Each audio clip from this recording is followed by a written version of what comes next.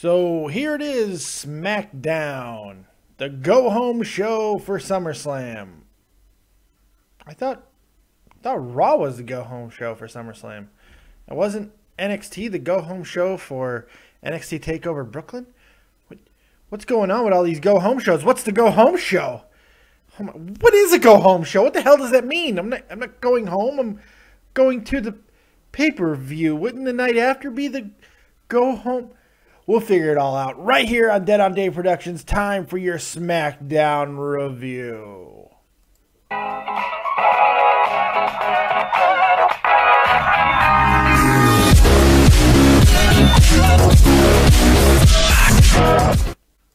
What's going on, everyone? It's your boy Dead on Dave. Welcome back to the channel. And yes, it is time for your SmackDown review. Is this the go-home show? I have no idea. It says it is. They say it is. They think it is. But do we actually know? What the hell is a go-home show? It doesn't make any sense to me.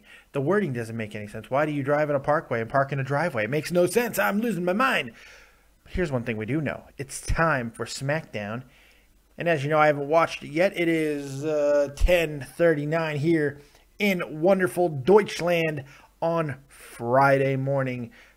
Germany is Deutschland for you Auslanders. Anyway, I'm sure if my wife would have heard me say Ausländer, she would have giggled.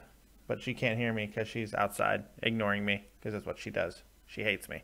Anyway, so so it's time for our SmackDown review. And you know I haven't watched it yet, so I'm going to give you my match-by-match, segment-by-segment breakdown as we head into this weekend that could be really, really good or really, really bad. One thing that we do know, I'm going to be really, really tired because I'll be getting up at 1, 2 in the morning every single day over the next 3 days to watch all of the many different pay-per-views and specials and Monday Night Raws and all kinds of stuff, staying up through the night, doing all kinds of reviews, previews, different shows.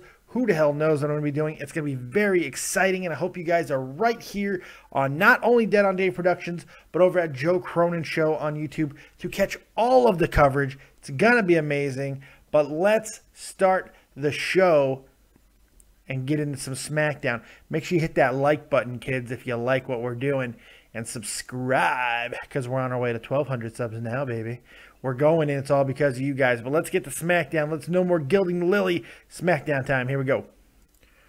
Okay, about 10 minutes in, and please remember that all times that I call out are without commercials. We just got the end to the first match, which was Ryback and Big Show. Yes, again. And yes, it was awful. I feel bad for Ryback. I really do.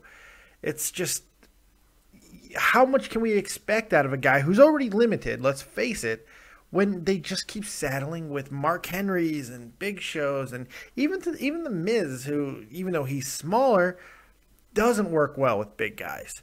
So it's just very strange that they keep booking him this way. But hey, whatever, let's just judge the match for what it was. The match was brief, it was hard hitting, but it was also very ugly. Nothing looks good when these two collide. Neither one really seems to be giving. I don't know if they're trying to sandbag each other. I have no idea. But nothing looks like they're on the same page. And then we get the ending where they both go through the barricade, which, by the way, have anybody else gotten enough of the fucking barricade spot? They do it all the time now. And not just in WWE. You see it, the barricade spot is everywhere, but the WWE does it in this one zone, the timekeeper area, because it looks really good when that little area explodes. But they seem to do it like 2 or 3 times a month now, and it's lost effectiveness, and I don't know. So really boring way to start off the event, to be completely honest. I like the whole Big Show scream at the crowd, please retire me, and all of this stuff, but we'll see what retire me, you know, all that. We'll see what happens. That match is the one match that I think is going to be absolutely horrible at SummerSlam on Sunday. And I don't know. That one scares me. That one scares me, kids. What do you think of that match? Let me know in the comments section below. Let's move on and hopefully to better matches and segments. Let's go. 11 minutes in, and Jesus, do I just love the New Day. It's crazy that, 6, 8, 9 months ago, I would not have said that. But I love the New Day. I love everything they do. It's hysterical. It's great. They did the basketball hoop thing, which is great. They just really seem to be having fun with this role. Just having a good time and being absolute dickheads, and it's great. By the way, another shout out to Xavier Woods, Austin Creed, known as over there on Up Up Down Down. In my opinion, the best gaming channel, video game channel that you're going to find on YouTube, especially if you're a wrestling fan. Even if you weren't a wrestling fan, it's just seeing these big, massive guys play video games and the way that they react to them. It's hysterical, especially because Xavier Woods really is a gamer, and he's very good at what he does. I highly recommend go check out Up Up Down Down. It's great. It's absolutely hysterical, and it's so much fun to watch, and you get to see wrestlers in a different way. It's why I like Swerve so much, too.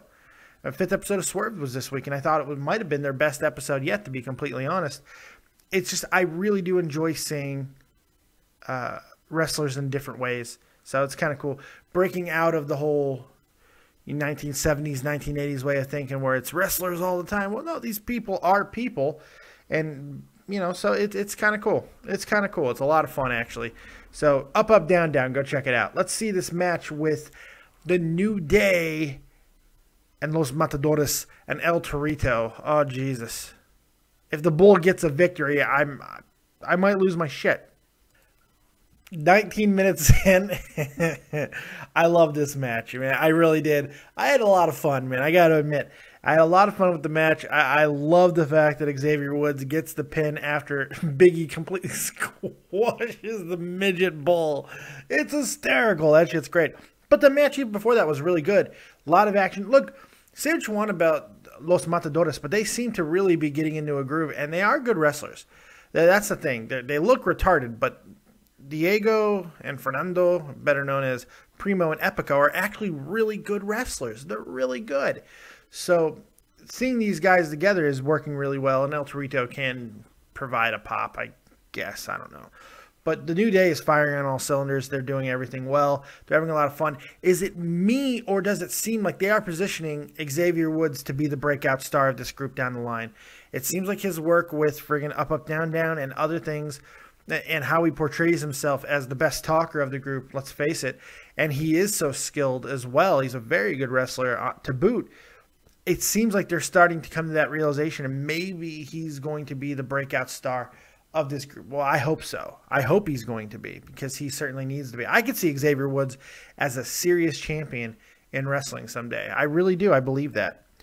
So let's keep on moving on and see what's next right on SmackDown.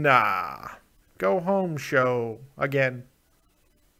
Okay, so I'm watching this promo. This is at 26 minutes, and I'm watching the promo with Dolph Ziggler and Lana. And the first thing that comes to my mind is, God, Dolph Ziggler's horrible at promos. How did he go film a movie? Because the guy can't act for shit. He is really bad at filming promos, man. He can't talk. Like, when he tries to get more emotional, it seems so damn fake. When he tries to bring it down and turn it up a little bit too, it seems so forced. I don't understand why he's so disjointed. Lana is perfectly boom, ba boom, ba boom, ba boom, ba boom, man. She's line to line. She's bang to bang. She knows how to elicit emotional responses. Dolph, the only thing he knows how to do to elicit emotional response is to say, right, and, go really high and stuff. That doesn't, I don't know. For me, you got to have more than that. Lana blew him away in the promo, and then something amazing happened, something I didn't think was possible.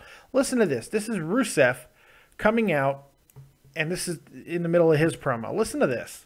And then I'll put you in the accolade.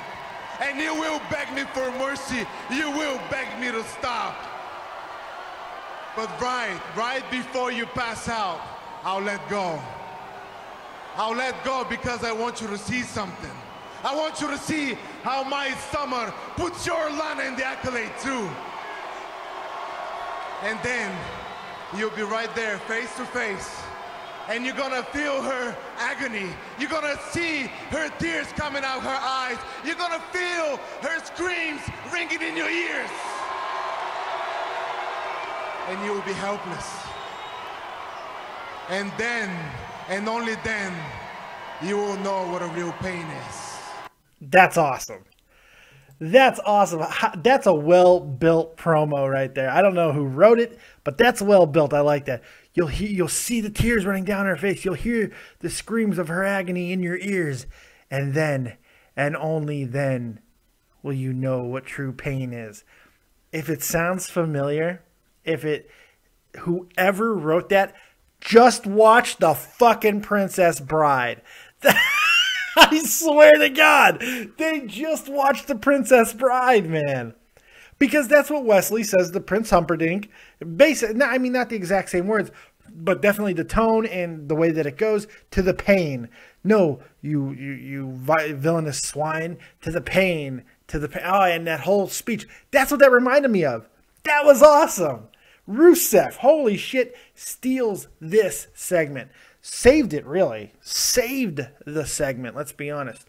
So, yeah, Ziggler needs work. Rusev on the rise. Lana doing her thing, and Summer Rae just stands there and looks evil. Works for me. I really think Lana and Summer needs to be added to that match at SummerSlam, but oh well. So what'd you think of Rusev, man? I got to give Rusev a lot of credit here. He did a great job. Good on you, Rusev. Nicely done. Finally some point to this whole feud. All right, let's get back to it. Quick side note. At the end, after all of that stuff, I got to give Ziggler a little bit of credit because he does come back with some good emotion and hits some good notes at the end of the promo and kind of saves his entire bad performance at the beginning. So, still disjointed. He doesn't have any flow, but still not bad. Consistency is the word I was looking for. Consistency. He doesn't have any consistency. But still, he saved it. I'll give him a little bit of credit there. He did a good job at the end. Let's get back to SmackDown. 37 minutes in. Holy God. We just got Neville squashing a continually badly out of shape Bo Dallas, man. Is Bo ever going to get himself in a good condition? I mean, he's already undersized, and he doesn't really get over very well with the crowd. If he wants a chance, he needs to get himself in some really good condition here because he's out of shape. He's flabby. He looks terrible. Vince ain't going to give him any credit. I mean, come on, man. Jeez, you got to do something. Bo Dallas, eventually it's going to come on to you. Now, I think that time has come. Go back to NXT or something, man. Get your drive back. I don't know what to tell you. Fuck. But anyway, Neville gets a quick squash victory over him. And then we got the weirdest promo from Stardust and King Barrett. Go back and watch it as King Barrett delivers his promo and Stardust talks as well. Barrett's caressing his crown like this. Yet he never seems to actually make contact with it. It's very bizarre. And I understand what they're doing with the supervillain, petting the cat. I get that. But it was horrible, man. It was really bad and annoying. It's so bad. I loved it on Monday for some reason. Couldn't tell you why I loved it this week. Or just a few days later, I didn't. I couldn't stand it. It was just like, ugh. It's the whole reason why I didn't like this whole feud to begin with, because they went too super villainy and it was just too much for me. I don't know. Let me know what you guys think of that in the comment section below. Also, at this time in the show, go ahead and let you guys know, if you haven't done so, go ahead, hit that like button. Likes are free, so you can support the channel that way. You can also subscribe right here, Dead on Dave Productions. Also, you can go ahead and see this? That's my copious shirt, and I got a lot of other gear that you can check out over at www.deadondave.spreadshirt.com. And you got the copious mug. You can drink from my face. Copious club. Awesome shirt and hoodie. Check that out as well. But not only all that, you can be a part of the show more directly by leaving comments or going right into the description box, hitting the donate button, and donating to the channel. Give the fat man a tip. Say, hey, you're doing a good job. Boom, here's your tip, buddy. Because remember, this is a 100% free YouTube channel. I do not monetize my videos because who wants to watch these stupid-ass commercials? I'd much rather you have me just sell myself to you. That sounded weirder. It sounded better in my head. I'm going to sell myself to you. Do you want me to sell myself to you? I'll sell myself to you. Yeah, all right, anyway, let's get back to SmackDown and see what's next.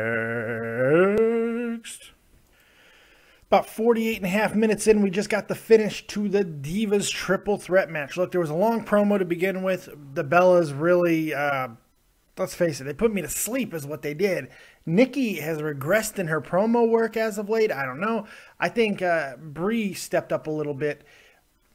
When Team Bad came out, Naomi started off, did a decent job. Sasha really picked it up with her work, of course. But they were stepping on each other, her and Brie, and they weren't getting things out properly, and it sounded like a lot of flubs. But the reality is they were just stepping on each other and not letting the sentences become whole. The star of the promo turns out to be Becky, who comes out and says, basically, ladies, lasses, whatever, girls, divas, doesn't really matter to me. You can bank on it, you can shove it, but you're both in for a good lass kicking. I love that.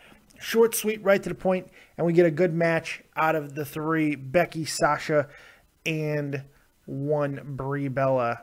Yes, Brie. It was a good match. I thought it was very good. There was a lot of good work between the three of them. Everybody got in a little bit of offense. Brie eventually does get the victory with a roll-up and getting the tights, and that's good. The heel championship team, whatever, the heel team, getting the win in a nefarious way, but in a triple threat match, those type of things don't really matter because of how it happens. A bump off the ropes and then to a roll-up, boom. It all kind of works and makes sense. So it was fairly enjoyable. I thought it was a good match. Not as good as it could have been, of course, because we know what these girls can do. But I'm really looking forward to the elimination match at SummerSlam. So it achieved that. It kept the interest going for the match that we're going to see at SummerSlam. That's what really matters. So let's go ahead and see what happens next. This has been another promo-heavy show. NXT and Raw both were the same. So still not learning lessons from Raw and letting a lot of the action speak for itself. That's a problem. We'll talk about that when we recap the show. Let's get back to SmackDown. So right before the long-ass recap we got from Raw, which I don't feel we really needed, we got a four-man promo with the two-thirds Shield, Dean Ambrose and Roman Reigns. I really do feel like one of those is going to turn on the other. My money is on Dean Ambrose turning on Roman Reigns, but it could go the other way. I'm starting to think. I don't know. We'll see what happens. I don't think they're going to turn Roman Reigns heel, but at this point, anything's game. Anything's game because they've mishandled these guys so much. Anything is game. So we'll see what they do. Randy Orton comes in wearing a WWE 2K14 sweatshirt. What the hell was that? Did anyone else notice that? That was insane. I don't know why. Oh well. And he says his piece towards Sheamus, and then Cesaro says some weird things to which Ambrose said, "Hey, different strokes for different folks, buddy." So that was good. I enjoyed the little bit of a promo. It was good. Backstage vignette, whatever you want to call it. I thought it was interesting. Sold the main event. So that's what we're going to watch now is the main event, and that's at the 56-minute mark of the show, without commercials, of course.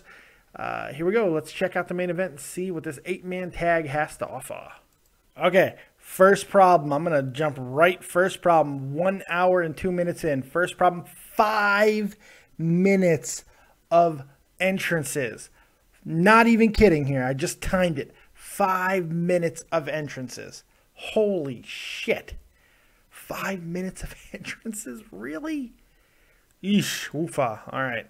Let's see how the match goes. There's a little bit of time left in the show. Let's see what they do.